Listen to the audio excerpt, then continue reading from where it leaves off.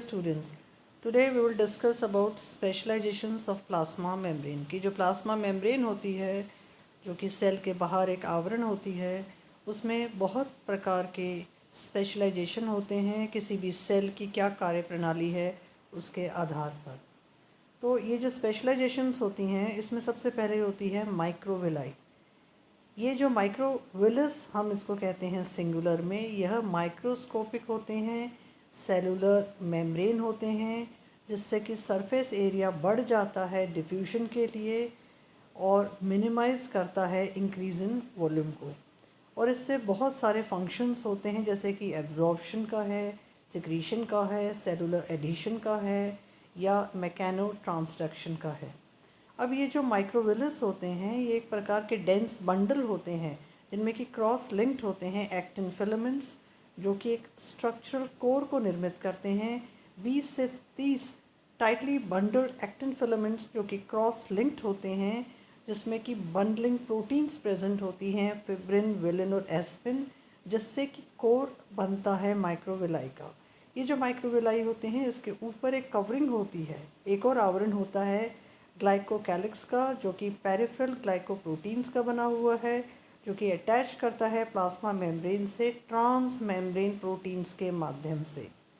ये जो लेयर है जिसमें कि ग्लाइकोकैलिक्स की कवरिंग होती है उससे एक बाइंडिंग होती है सब्सटेंसेस की जिसका कि अवशोषण करना होता है कोशिका को, एडहेरेंस करना होता है न्यूट्रिएंट्स का या प्रोटेक्शन करना होता है हार्मफुल एलिमेंट्स के लिए। तो अगर हम इसका संरचना देखें तो इस तरह से ये दो माइक्रोविलाई आपको यहाँ पे दिखाई दे रही हैं। ऊपर की ओर अगर हम देखें तो यहाँ पे विलिन प्रोटीन्स हैं, फिर स्पिन है, फिर फिब्रिन यहाँ पे प्रेजेंट हैं और एक्टिन जो फिलामेंट्स हैं वो लंबे लंबे आपको यहाँ पे तंतुनुमा स्ट्रक्चर्स दिखाई दे रहे हैं। और यहाँ पे नीचे की ओर अगर हम देखें तो मायोसिन के साथ में एक्टिन तंतु बन जाते हैं और वो मिलके एक टर्मिनल वेब का निर्माण करते हैं।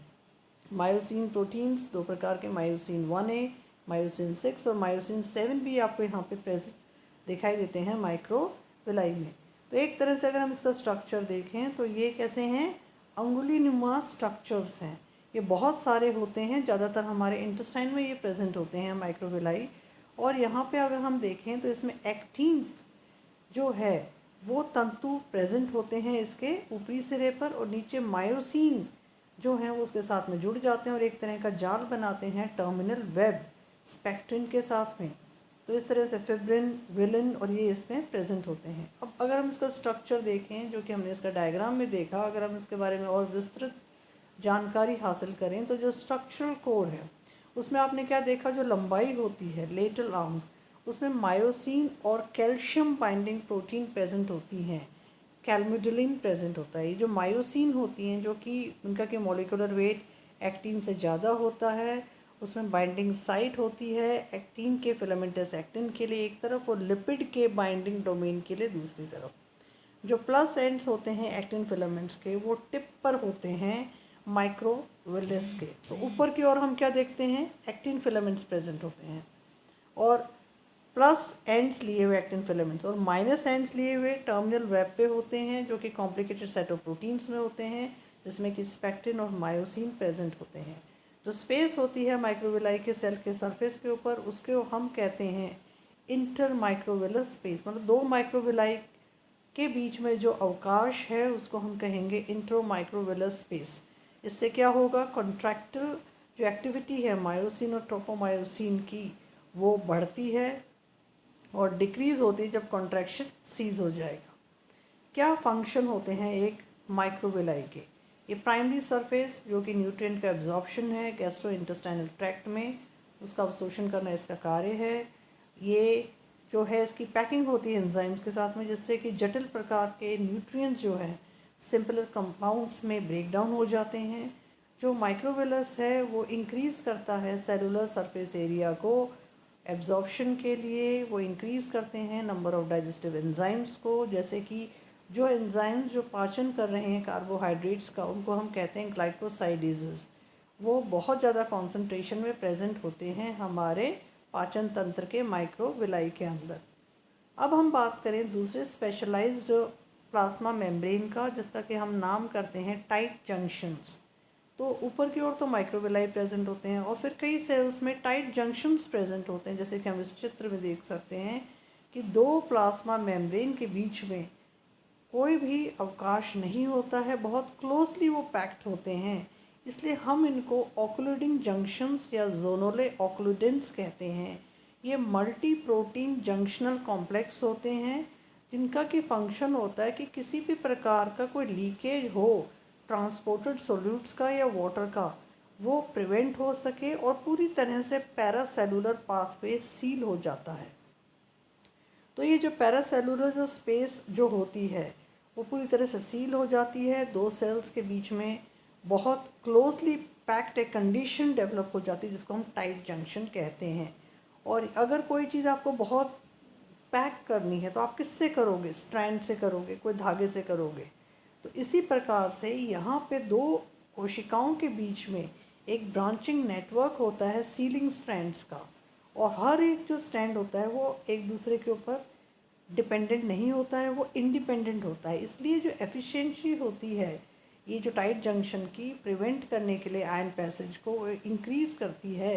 जितने ज़्यादा स्ट्रैंड्स होंगे उतनी ज़्यादा प्रबलता होगी कि वो उतनी प्रबलता से वो उसको सील करेंगे।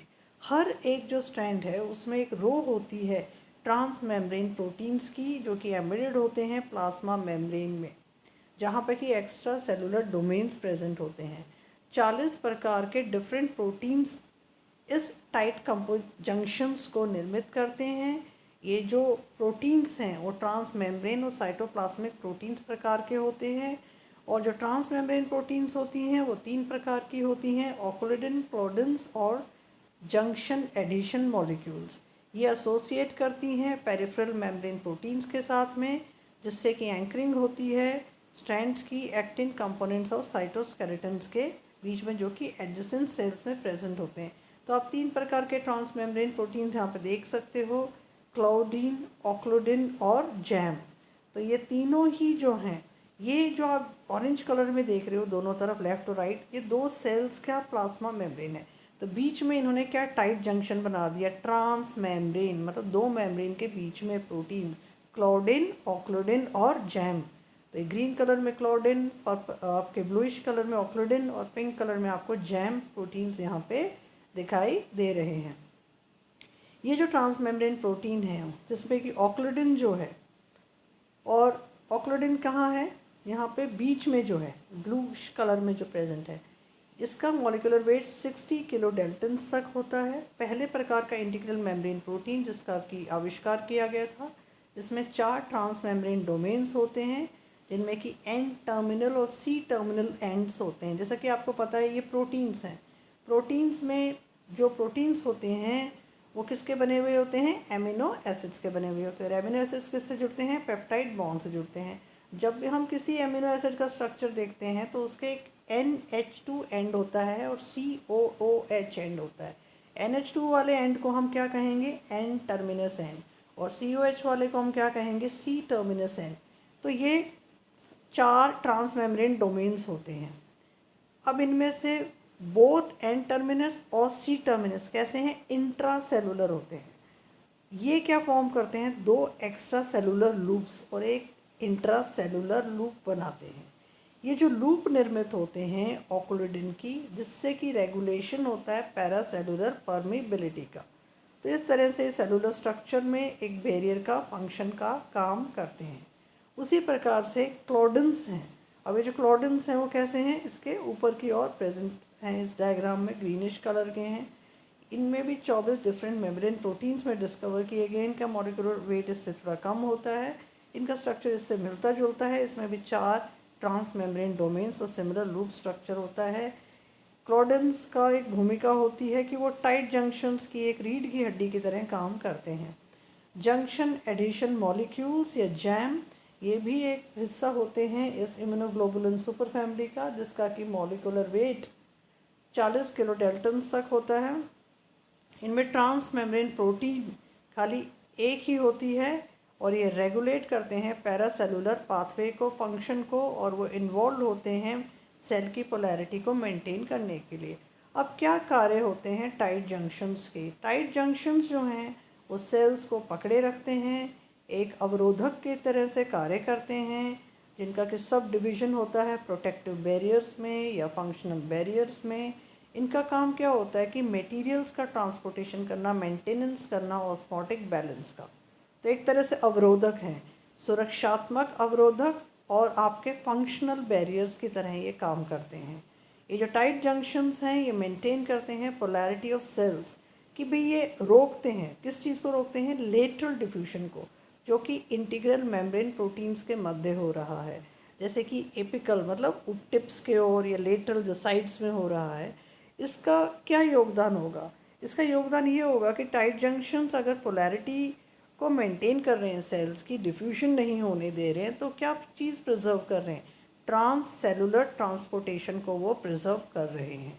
और ये जो टाइट जंक्शंस होते हैं ये प्रिवेंट करते हैं पैसेज ऑफ मॉलिक्यूल्स और आयंस, जो कि स्पेस में हो रहा है प्लाज्मा मेम्ब्रेन, जो कि दो एडजेसेंट सेल्स के मध्य हो रहा है, उससे कि जो मटेरियल्स हैं वो जो एंटर कर रहे हैं सेल्स में बाय डिफ्यूजन या एक्टिव ट्रांसपोर्टेशन से, they are actually entering the cells. तो ये कुछ इसके कार्य हैं टाइट जंक्शंस के, कि ये क्योंकि टाइट मतलब they holding the cells in very close together, बहुत परस्पर निकट हैं, बैरियर फंक्शन की तरह काम कर रहे हैं, मेंटेन कर रहे हैं पोलैरिटी को, और वो पैसेज ऑफ मॉलिक्यूल्स को नियंत्रित कर रहे हैं। तो इस तरह से आज हमने स्पेशलाइजेशंस में प्लाज्मा मेम्ब्रेन में, जो कि एक बाहर एक आवरण के रूप में है, उसके बारे में हमने माइक्रोविलाई और टाइट जंक्शंस के बारे में आज हमने इसके बारे में थोड़ा अध्ययन किया। I hope you are able to understand it in a very simplified way. Thank you for watching the video.